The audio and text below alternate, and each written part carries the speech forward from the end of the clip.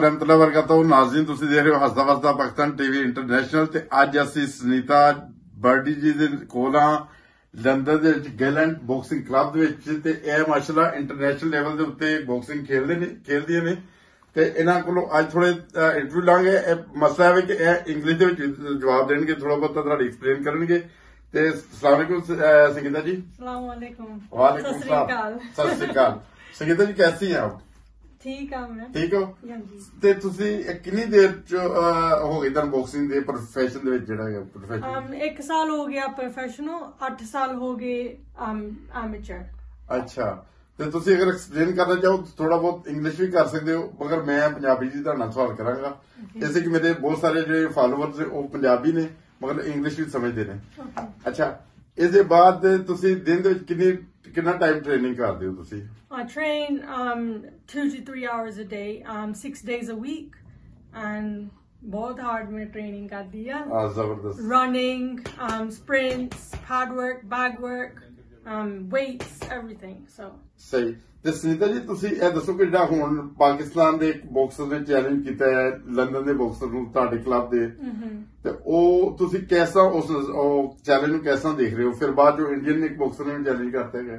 ਹਾਂਜੀ ਮੈਨੂੰ ਲੱਗਦਾ I don't know ਕੀ ਹੋਣਾ but the fight's going to be very good to see to represent the UK and to represent Pakistan is going to be really good to watch. Achha. And also the Indian boxer, I know him very well, so that's going to be really good to watch as well. सही ते Gallant ਜਿਹੜਾ boxing club ਹੈ ਉਹਦੇ ਮਾਸ਼ਾਅੱਲਾ ਸਾਬਕਾ record ਬਹੁਤ ਅੱਛਾ ਹੈ ਬਹੁਤ ਅੱਛੇ ਪਲੇਅਰ ਇਥੋਂ ਪੈਦਾ ਹੋਏ ਨੇ ਤੇ ਤੁਸੀਂ ਕਿ ਇਹ ਵੀ ਗੈਲੈਂਟ ਬਾਕਸਿੰਗ ਕਲੱਬ ਦੇ ਮੈਂਬਰ ਨੇ ਜਿਹੜੇ ਬਾਕਸਰ ਹੈਗੇ ਨੇ ਤੇ ਇਹ ਤੁਸੀਂ ਸਮਝਦੇ ਹੋ ਕਿ ਇਹ ਫਾਈਟ ਅੱਛੀ ਤਰ੍ਹਾਂ ਜਿੱਤਣਗੇ ਉੱਥੇ ਆਪਣਾ पावर का मुजाहिरा करेंगे?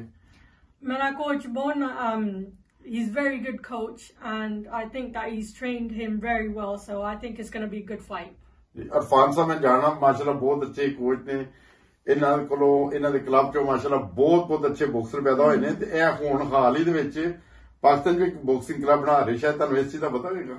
Yeah, he's making a boxing club in Pakistan and it's going to be really good. अच्छा, so I'm going to be there. सही बॉक्सिंग क्लब दे ਜਿਹੜੇ ਉੱਥੇ ਜਿਹੜੇ ਹੋਣਗੇ ਇੰਚਾਰਜ ਹੋਣਗੇ ਉਹ ਮਲਿਕ ਸਾਹਿਬ ਹੋਣਗੇ ਨਾ? ਕੌਣ ਹੋਣਗੇ ਇੰਚਾਰਜ ਉੱਥੇ ਬॉक्सिंग क्लब ਦੇ?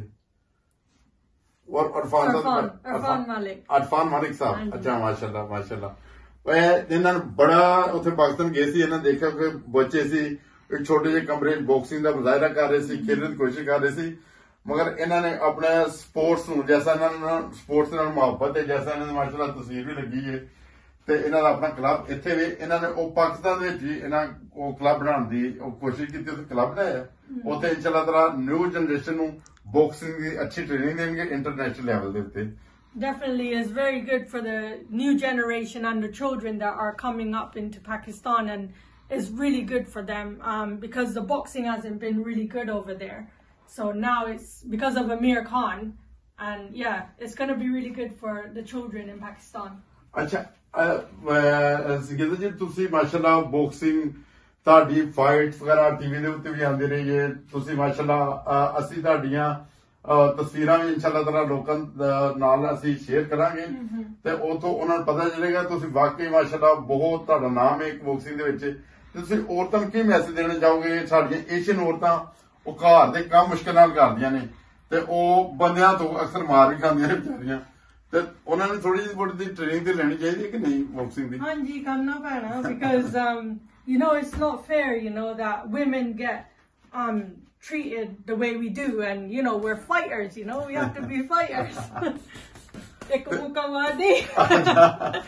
ਅੱਛਾ ਕਦੀ ਐਸਾ ਹੋਇਆ ਕਿ ਤੁਸੀਂ ਮਾਸ਼ਾਅੱਲਾ ਬਾਕਸਿੰਗ ਦੇ ਅੱਛੇ ਪਲੇਅਰ ਹੋ ਸ਼ਾਦੀ ਨੂੰ ਤੁਹਾਡੇ ਕਿੰਨੇ ਅਰਸਾ ਹੋ ਗਿਆ? 5 ਸਾਲ ਹੋ ਗਏ। ਕਦੀ ਕੋਈ ਫਾਈਟ ਦਾ ਮੌਕਾ ਮਿਲਿਆ ਤੁਹਾਨੂੰ? ਨਹੀਂ ਉੱਥੇ ਨਹੀਂ ਉੱਥੇ ਹਾਰ ਇਦਾਂ ਅਸੀਂ ਨਹੀਂ ਕਰਦੇ। ਅੱਛਾ ਅੱਛੀ ਗੱਲ ਹੈ ਤੇ ਬਾਕੀ ਤੁਹਾਨੂੰ ਜਿਹੜੇ ਨਵੀਂ ਜਨਰੇਸ਼ਨ ਨੇ ਉਹਨਾਂ ਨੂੰ ਕੋਈ ਪੈਗਾਮ ਦੇਣਾ ਚਾਹੋਗੇ ਕਿ ਉਹ ਬਾਕਸਿੰਗ ਦਾ ਲਾਣ ਇਹ ਵੀ ਇੱਕ ਅੱਛਾ ਸਪੋਰਟਸ ਹੈਗੀ ਹੈ ਤੇ ਤੁਹਾਡੀ ਮਾਸ਼ਾਅੱਲਾ ਡੇਲੀ ਦੀ ਕਿੰਨੀ ਟ੍ਰੇਨਿੰਗ ਹੁੰਦੀ ਹੈ? 8 ਸਾਲ ਹੋ ਗਏ ਨੇ। ਅੱਛਾ ਸਹੀ ਚਲੋ ਬਹੁਤ ਅੱਛਾ ਲੱਗਿਆ ਤੁਹਾਡੇ ਨਾਲ ਗੱਲਬਾਤ ਕਰਕੇ। ਥੈਂਕ ਯੂ ਤੇ ਬਹੁਤ ਸ਼ੁਕਰੀਆ ਤੁਸੀਂ ਸਾਡੇ ਚੈਨਲ ਨੂੰ ਹਸਤਾ ਵਸਦਾ ਪਾਕਿਸਤਾਨ ਟੀਵੀ ਇੰਟਰਨੈਸ਼ਨਲ ਟਾਈਮ ਦਿੱਤਾ ਹੈ ਤੇ ਇਨਸ਼ਾਅੱਲਾ ਤਾਲਾ ਅਸੀਂ ਦੋਸਤਾਂ ਨੂੰ ਰਿਕਵੈਸਟ ਕਰਾਂਗੇ ਕਿ ਜਿਹੜੇ ਕਮ ਬਾਕਸਿੰਗ ਦਾ ਟੈਲੈਂਟ ਰੱਖਦੇ ਨੇ ਜਾਂ ਬਾਕਸਿੰਗ ਖੇਡਣਾ ਚਾਹੁੰਦੇ ਨੇ ਜਾਂ ਉਹਨਾਂ ਦੇ ਬੱਚੇ ਟ੍ਰੇਨਿੰਗ ਲੈਣਾ ਚਾਹੁੰਦੇ ਨੇ, ਉਹ ਗੈਲੈਂਟ ਬਾਕਸਿੰਗ ਕਲੱਬ ਦੇ ਨਾਲ ਜੁੜ ਕੇ ਇੱਥੇ ਤੁਸੀਂ ਰਾਬਤਾ ਕਰ ਸਕਦੇ ਹੋ। ਤੇ ਆਉਣ ਵਾਲੇ ਦਿਨਾਂ 'ਚ ਪਾਕਿਸਤਾਨ ਦੇ ਵਿੱਚ ਸ਼ਖਪੁਰੇ ਦੇ ਵਿੱਚ ਅੱਲਾਹ ਤਾਲਾ ਫਜ਼ਲ ਨਾਲ ਇਹ ਆਪਣਾ ਕਲੱਬ ਬਣਾ ਰਹੇ ਨੇ, ਜਿੱਥੇ ਜਿਹੜੇ ਪਾਕਿਸਤਾਨ ਦੇ ਬਿਹਤਰੀਨ ਬਾਕਸਰ ਉੱਥੇ ਤਿਆਰ ਹੋਣਗੇ ਇਨਸ਼ਾਅੱਲਾ ਤਾਲਾ, ਤੇ ਇੰਟਰਨੈਸ਼ਨਲ ਲੈਵਲ ਦੇ ਬਾਕਸਰ ਤਿਆਰ ਹੋਣਗੇ।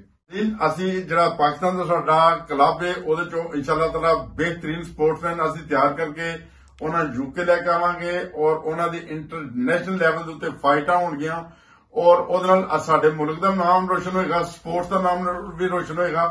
ਤੇ ਗੈਲੈਂਟ ਬਾਕਸਿੰਗ ਕਲੱਬ ਦੇ ਵਿੱਚੋਂ ਪਹਿਲੇ ਵੀ ਅੱਲਾਹ ਤਾਲਾ ਫਜ਼ਲ ਨਾਲ ਬਹੁਤ ਸਾਰੇ ਇੰਟਰਨੈਸ਼ਨਲ ਲੈਵਲ ਦੇ ਸਪੋਰਟਸਮੈਨ ਤਿਆਰ ਹੋਏ ਨੇ। ਤੇ ਤੁਸੀਂ ਕੋਈ ਆਖਰੀ ਕੋਈ ਮੈਸੇਜ ਦੇਣਾ ਚਾਹੋ ਤੇ ਹੁਣ ਇਖਤਤਾਮੀ ਕੋਈ ਆਖਰੀ ਮੈਸੇਜ? If ਆਪਣਾ ਡ੍ਰੀਮ ਆ, go for it. ਸਹੀ, ਠੀਕ ਹੈ ਇਨਸ਼ਾਅੱਲਾ ਤਾਲਾ। ਤੇ ਇੱਕ ਤੁਸੀਂ ਪਾਕਿਸਤਾਨ ਜ਼ਿੰਦਾਬਾਦ ਦਾ ਨਾਰਾ ਲਾ ਦੋਗੇ? ਉੱਥੇ ਸਾਡੇ ਬਾਕਸਰ ਤਿਆਰ ਹੋਣੇ ਨੇ ਹੁਣ इनशाअल्लाह ताला। पाकिस्तान जिंदाबाद।